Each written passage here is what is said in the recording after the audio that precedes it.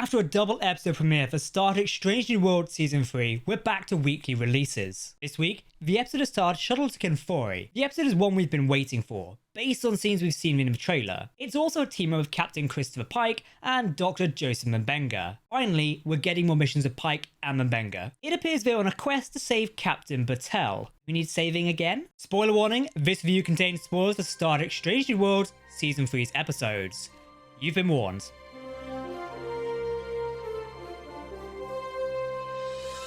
Welcome to Trek Central. I'm your host, Captain Jack. If you want to keep up to date on all the latest Star Trek news, lore, and more, then make sure to hit that subscribe button to never miss a video from the team here at Trek Central. You can also follow us on social media for daily updates on the Star Trek universe. We're enjoying making these Star Trek videos on various topics, and we hope you are too. If you want to support their development, please join our Patreon via the link below. You'll get exclusive access to videos and events, as well as more Galaxy class rewards. Now, as always, please do let us know your thoughts in the comment section below, because if you're talking about Star Trek, then we want to hear about it. And we also like to know what you think of these episodes. Make it so. In the opening of this episode, while the crew are preparing to deploy the away team, we do get this beautiful shot of the USS Enterprise in warp. This is followed by a great zoom-in shot of Pike's shuttle as they prepare to descend to the planet. It's just a simple detail, but I love VFX shots like this. It really shows the power that the department can do. Now, the episode does sort of open by retconning the end of the season premiere, this being the Gorn infection about to kill Batel. And with a 3-month gap that's already elapsed, it feels like a sort of contrived way to get the episode moving. It also does little more to keep Batel around for a couple more episodes. At the very least, playing a game of chicken with Klingon territory feels very in keeping with traditional Star Trek episodes. But is Batel cured or not? I guess it's no surprise to have an infection come back, but it still feels sorta odd. The chemistry between Pike and M'Benga in the shuttle and throughout this episode is great. Strange New Worlds loves to mention these characters have known one another for a long time. The episode gives them a lot more time to flesh it out one-to-one. Putting them in a horror movie where they're basically fighting for their lives is a nice way to put that relationship to the test as well. Throwing that revelation about Batel about midway through the episode, cracking stuff. The biggest shame is the scenes on the surface of Kenfori. These could have easily been shot in the wealth of outdoor areas available, but it kind of ends up looking fake. The research facility is a massive step up, even if it's a touch too dark at certain points. Everything's in disarray, there's vines growing on the walls and shrouded corpses on the floor. It kind of adds to the horror atmosphere, and I quite like the set design here. After a phase fight with some Klingons, there's nothing particularly special, the zombies then reveal themselves. They're both zombie Klingons and humans, I think. This gives Pike and the normal Klingons a common enemy, while never ending the hostilities. It's kind of making an interesting watch. Although, as zombies, the problem is that this episode's big antagonistic force can't actually articulate any kind of depth or motivation. Now, as threatening as they are, they mostly exist for the episode to indulge in violent excess. From seeing the skeleton at the start and the fleshly dismembered leg, I knew this episode was rated 15+ for a reason. It's well done, it looks convincing, and the blood spatter on the camera towards the end was a nice touch, if a bit creepy. It did leave the episode feeling kind of closer to Evil Dead than Star Trek, further kind of abandoning that more family-friendly touch of the franchise's past. But with that said, it's not a problem, I think. Previous Star Trek has not exactly been that family-friendly either. I mean, look, we all remember that episode of The Next Generation, where Picard and Riker basically shoot a guy and his chest explodes. That was creepy. With past seasons of the show priding themselves on a variety of episodes, this season's off to a darker start. 2 of the 3 episodes have been excessively violent spectacles, so hopefully the show is able to strike a balance in the coming weeks. Thankfully, that does look to be the case, but this still ventured further than a Star Trek episode usually does, especially with zombies not serving a narrative purpose. Technically they're there for the narrative, but they didn't really aid the story. I've got to say, I really appreciate Captain Pike's approach to calling these things zombies, with M'Benga saying, don't call them that. It was a nice touch for an in-universe conversation that connects with what we're watching, because we're also wondering, are they zombies? While the episode was mostly a Pike M'Benga piece, and is inarguably better for its focus, there's a lot of motion on board the USS Enterprise too.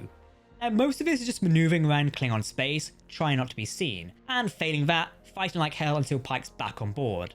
It's nothing that's not been seen in any Star Trek episode before, save for a little bit of disobedience. Following her near-death experience, Ortega is dealing with some Gorn-related trauma. Of course, Gorn trauma was a whole arc with La'an in previous seasons, but this is manifesting differently enough. Violating the chain of command, a tense apology scene, her departure from Starfleet feels possible this season. With the show's penchant for morphing into a light version of the original series, could a legacy helmsman be on the horizon? Speaking of a TOS merger, the episode moves Pelia, played by the lovely Carol Kane, into an entirely off-screen role. Replacing her in the senior officers meeting is Scotty, played by the lovable Martin Quinn. It's even his voice communicating from the bridge from engineering later on. I happen to think he's fine in this role, but it makes the show feel like a slow march to the days of Captain Kirk's command, rather than enjoying this being a Captain Pike show. It's an issue we've raised before and will probably continue to do so in this season. This rush to remove the characters who are not present in the original series couldn't feel more obvious this week. During a well-choreographed fight sequence, M'Benga confesses to murdering the Klingon general in last season's Under the Cloak of War. While not a surprising twist, it does definitively morally compromise M'Benga as a character. The fact he didn't feel a murderous rage at the end of the episode doesn't excuse it either. With his friend, Captain Pike, now aware of it too, it's only a matter of time until he faces some kind of consequences. The sort that would pave the way for another chief medical officer to take his place. At least they wouldn't under any other captain, because this episode doesn't draw the line of compromising M'Benga. Using some loopholes, Pike says he's not going to report this confession. Of course, those with power have used their power to protect and pardon their friends since the beginning of time. For a Star Trek captain to wield this power like this, excusing the murder of a high-ranking general and ambassador, which was motivated by revenge, kind of breaks this episode in a way. It kind of corrupts Pike as a captain in a way the episode's ending doesn't grapple with at all. Not that I think adding a speech echoing in the pale moonlight could have saved this episode's resolution, but it might have helped. I don't know, what do you think about this? I think it certainly places questions on M'Benga and Captain Pike. Shuttle to Kenfori is a perfectly okay Star Trek episode for the most part.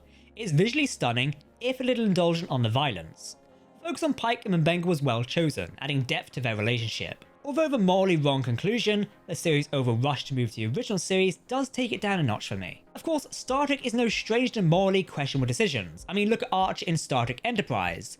However, I am kind of growing tired of the show's rush to the original series. Yes, this is where we are heading. We need to get there, but do we need to rush there? There are still 3 seasons. This one, Season 4 and Season 5. Why are we in a rush? At least next week sounds like a refreshing change of pace.